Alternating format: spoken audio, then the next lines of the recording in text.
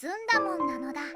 2025年3月27日木曜日、晴れ。トランプアメリカ大統領が自動車 25% 関税発表。